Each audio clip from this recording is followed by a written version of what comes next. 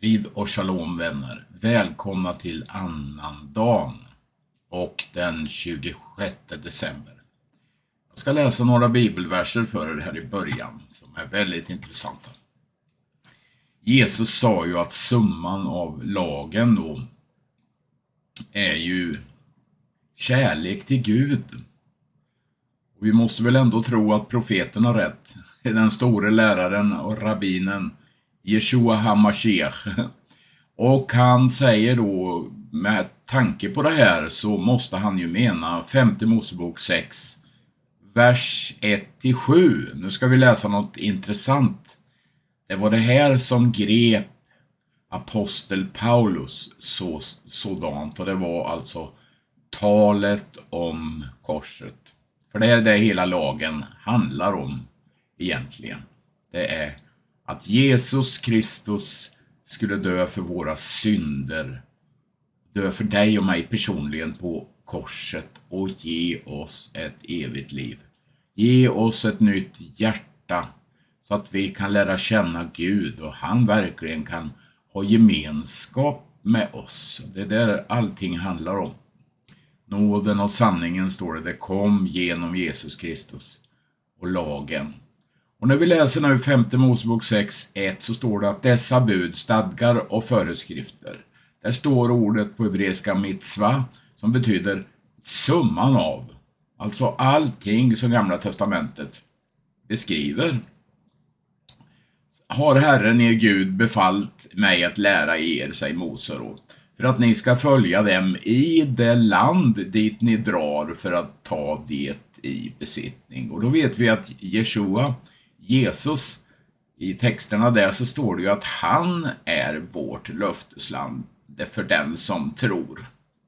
Och vers 2 står det här då: för att du i hela ditt liv ska frukta Herren din Gud så att du vaktar på hans stadgar och bud som jag ger dig.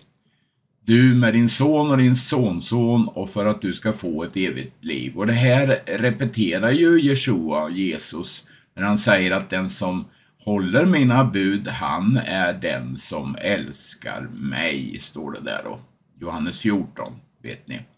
Och då säger han att det är agape alltså. Och vers 3 här då i 5:e Mosebok 6.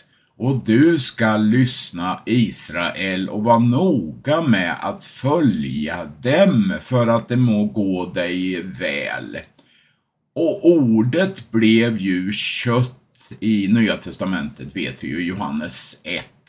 Och vi ska alltså följa ordet, vi ska följa Jesus, och den som vill följa mig, säger ju Jesus, han ska ta sitt kors på och sedan följa mig. Och det är det han menar, hela det här stycket här handlar ju om Golgata, kors, uppståndelsen och det nya livet i Jesus Kristus. Du ska alltså lyssna noga Israel och vara noga med att följa ordet, alltså följa Jesus, för att det må gå dig väl och ni må bli mycket talrika så som Herren dina fäders Gud har lovat dig i det land som flödar av mjölk och honung. Ja, det han har ju inte avsatt löftena till Israel, och det säger ju Paulus också, att för dem tillhör ju förbunden och löftena.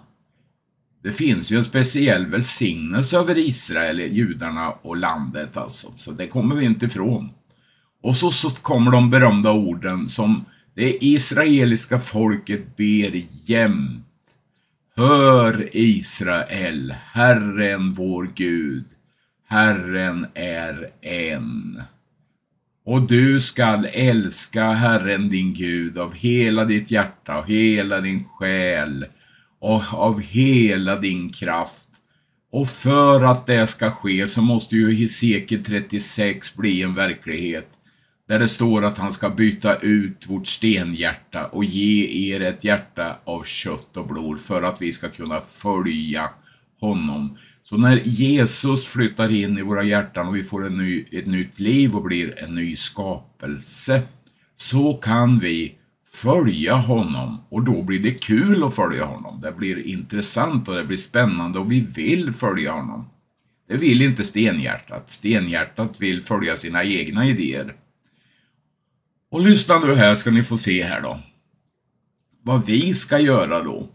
Dessa ord som jag idag ger dig befallning om skall du lägga på hjärtat.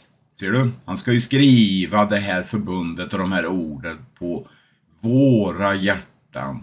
På levande hjärtan. Du skall inskärpa dem hos dina barn, står det där. Och det hebreiska ordet för inskärpa, det kan betyda genomtränga. Alltså precis som det träffar dig i hjärtat och berör oss när vi får höra dem. Kommer ni ihåg på pingstdagen när man predikade genom den heliga ande? Och då kände de ett styng i sina hjärtan. Och så kom 3000 till tro och blev Jesu lärjungar. Det har du där. Du ska inskärpa dem hos dina barn och tala om dem när du sitter i ditt hus och när du går på vägen och när du går och lägger dig och när du stiger upp. Och det här är ju det han säger till Timoteus. Du ska träda upp och predika Guds ord i tid och otid, säger han. Ja, han menar ju detta. Gud välsigna er nu, så hörs vi vidare under dagen och be för Israel. Välsigna Israel. Amen. You're going to see a lot. Next week, I'm going to do sort of a highlight of 2024 program. It's not going to be 8 hours long. I know some of you wish for that, but we're going to talk about climate change, COP28, some of the things that are coming here in the future. One of the things that I'm sort of looking for is the speech of King Charles, which I haven't seen yet. He did speak, but one of the things they're doing, this is from CNN Travel back in November, it's time to limit how often we can travel abroad. Carbon passports may be the answer, and some of them are suggesting you get one flight in your life. Except the elites, of course. I read a statistic this week.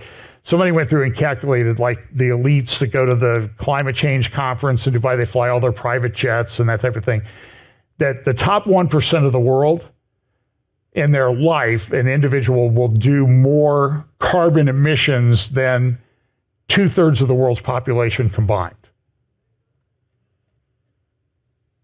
And the whole thing is insane. And so King Charles is, a lot of people, some people think he's the Antichrist, and I take an open view to that. We'll see when the facts on the ground match. And then people argue, well, you don't understand the facts on the ground. Yet I've read all the articles, I've read the books, seen the interviews. So let's see, okay? So some people are looking for what's going to happen over the next couple weeks. And this is him speaking at the Davos meeting, World Economic Forum in 2020. The thing that I think is important is the imagery. And you see, like, right above his head, and no other speaker got this, was this what looks like a crown. So I researched it, the format, and there's a symbol that's associated with the British monarchy. So you can see that this symbol matches. So they did this, and the colors match all the colors of the Sustainable Development Goals that are supposed to be in effect till 2030. This week, I will talk probably a little bit about our election things. There was a Colorado decision that said that former President Trump can't be on the ballot. The whole thing is a mess.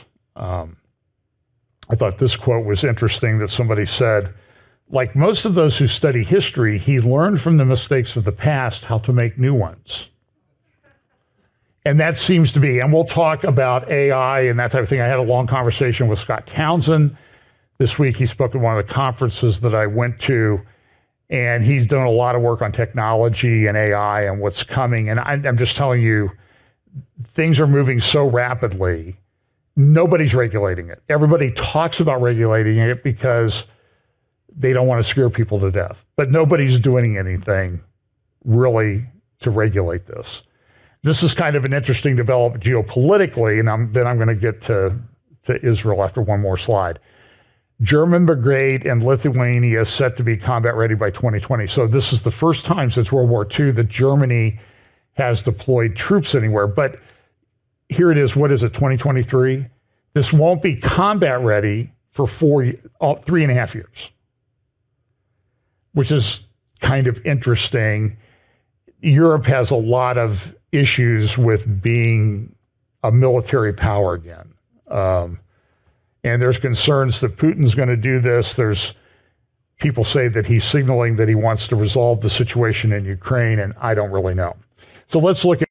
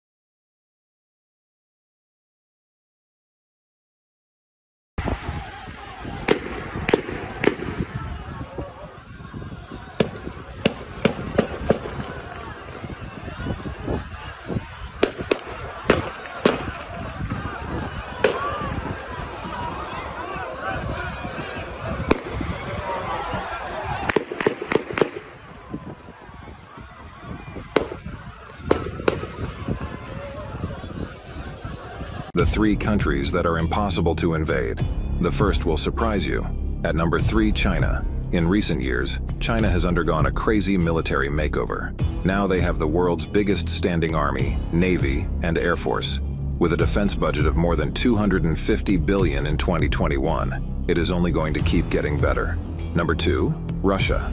Armed with some of the biggest nukes in the world and a strong, versatile military, Russia's defense budget in 2021 reached approximately $61 billion. They've even made insane fighter jets like the Su-57. Russia has a reputation for keeping a low-cost and highly efficient military force, which they've shown in recent years. And finally, even though the wall still needs finishing, at number 1 is the United States. With a defense budget of over $700 billion in 2021, they have the largest defense budget globally. This amount of money means they have an advanced and well-equipped military, with some of the world's best ships, tanks, and fighter jets.